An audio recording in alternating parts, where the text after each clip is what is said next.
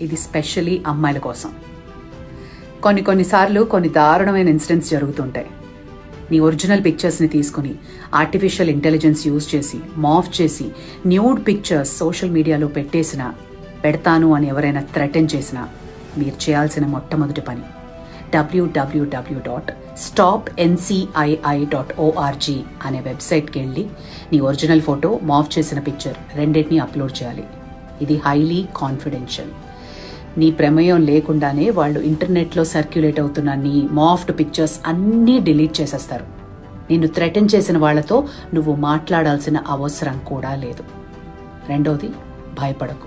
నీ తప్పున్నా గిల్టీగా ఫీల్ అయ్యి భయపడిపోయి ఏదో చేసేసాను అన్నది అస్సలు పెట్టుకోకు. ధైర్యంగా ఉండు. Reach out to she teams, reach out to cyber security. 1930 is the helpline number. Be brave and courageous.